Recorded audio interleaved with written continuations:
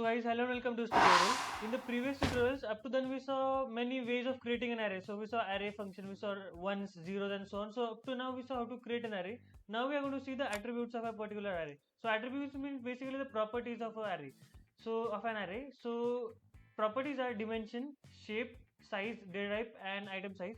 So let's get going. Actually, let us see one each and everything, by one by one. So first of all, dimension, that is ndim. So this is one of the attributes of a particular array. What you can do, we can create an n-dimensional arrays by using numpy. We know that. The syntax is the array name dot n dimension. It prints out the dimensions of the particular array. So dimensions means basically then an array can be one dimensional, two dimensional, three dimensional, and so on. So for that, we can just get the dimension, that is 1, 2, 3 as the output. So let us have an ARR. So before having an ARR, let us import numpy as np, and now let us create an array. So suppose ARR is my array and it is going to be numpy dot array. I'm going to pass a list inside it. So let us say 1 comma 2 and say 2 comma 3. I'm writing anything randomly inside it should be in a list. Hold on.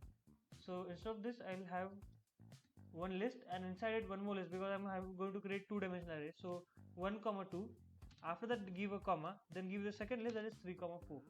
So we have two lists, obviously concatenated lists. So not concatenated, actually nested lists. So let us print out ARR first, and when we run this code, see, it is a two-dimensional array, that is 2 cross 2 array, so two-dimensional array. So when you print out, so I told you all the syntax is the array name dot ndim. So this is the array name, that is ARR, and just give a dot and write ndim.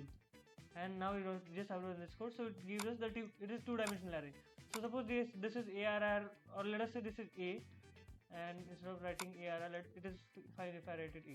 So let us have another array B, and B equals to np dot array, and this is going to be a single dimensional array. So let us say any random elements and run this code, but I didn't print out the dimensions of B. So let us print B dot ndim. So array name dot n dimension. Okay, and run this code. So now we got one dimension, because it is a one dimensional array. So B is one dimensional array, A is two dimensional array. That's why when we printed out dimensions of A, we got 2, and for B we got 1. Fine. This is about the dimensions of the array. Now moving forward, we have the shape. So shape is a tuple of integers that are stored along the dimensions, each dimension of the array. So basically, I'll explain it. Hold on. The syntax is similar as before. So array name dot shape, it will print out the shape of the array. So by shape, what do they mean is, see, if I print out A over here, see, and it is a two-dimensional array, I know that, but the shape is 2 cross 2, that is 2 rows and 2 columns. So 2 comma 2 is the basic shape. So let us print out the shape. So a dot shape, and run this code, it will print out 2 comma 2, that is a tuple of integers. When we print out B's shape, then we'll get just one, sorry, not 1 2, because it has 2 columns obviously. So it will be 2 comma nothing, because obviously it is one dimensional array. Fine. And after that, let us do one thing. Let us have for A only, actually let us increase the number. So instead of 2 cross 2, let us change it to, say, I'll add some elements. Okay, and now if we run this code, it will be 3 cross 2, because over here there are 3 rows and 2 columns. So hold on, I'll print out A as well, so that we understand what is happening. So print out A and run this code. So see, now for A, what is happening, there are 3 rows and there are 2 columns. So that's why it printed out 3 comma 2, that is 3 cross 2, that is the shape of the array. Fine, that's all about the shape attribute. Now the size. So size of an array means the total number of elements in that particular array. So it is the product of elements in the shape tuple. So the syntax is array name dot size. This is a spelling mistake, sorry. So fine. So I'll explain it to you all by using a pen. Hold on. So suppose you have an array. Say I'm writing by mouse, so mind my handwriting. 210 and 312. Wow, it looks really bad. So suppose this is my array, and now what is going to happen? I just have to see its shape. So the shape is 2 comma 3, that is 2 rows, 1 2 and 3 columns, 1 2 3. So the shape is 2 cross 3. So the size is basically the number of elements. So here the number of elements are 1 2 3 4 5 6. So when I told in the previous slide that it is the product of elements in shape tuple. So the shape of this particular array is 2 comma 3. So when I run this code by when I run it for size, then the size will be 2 into 3, that is the product of shape elements. So I'll explain it to you so you'll understand what is happening. So we don't need B right now, so I'll just erase B, because that's not of any use for us right now. So A dot shape is 3 comma 2. Fine. Now let us print out B dot size, not B, A dot size. So size means basically the total number of elements actually. That's nothing, there's nothing much about it. So number of elements are 6. Total number of elements are 6. And the statement that I made is 3 into 2. That is shape of, the tuple of integers. It is the product of, the size is the product of tuple of integers. Yeah, that's what I meant. Yeah, fine.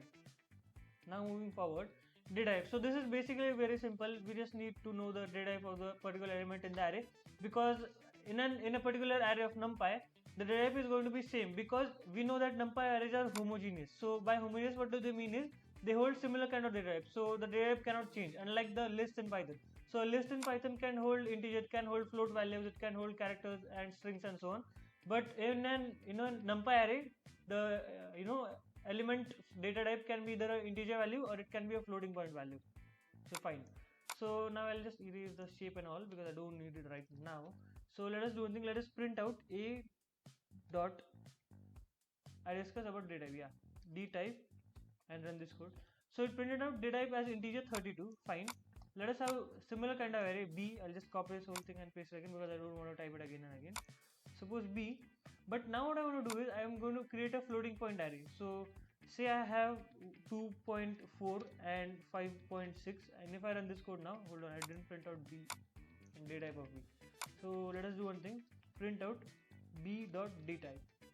Fine, and run this code. So now what is happening? See, we know that this A array contains integers, so it will be integer data type. B array contains floating point values, so the data type of b is float. But fine with it. But what is this 32 and 64? Actually, I'm going to make a video on it. Actually, the next tutorial is going to be about this 32 and 64 for what they are. So I'll keep it as it is as of now. We'll discuss about it later on. Now the item size. So item size indicates size of each element. So what is particularly item in the array in bytes. So remember, this bytes word is really important. We are going to get the size in bytes, and size attribute gives the total number of elements in the array.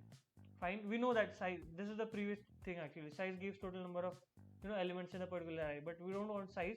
We want the item size now. Fine. Okay, and now this is the other thing. I'll discuss it afterwards. Hold on. Yeah. So let us do one thing. Let us print out a dot item size,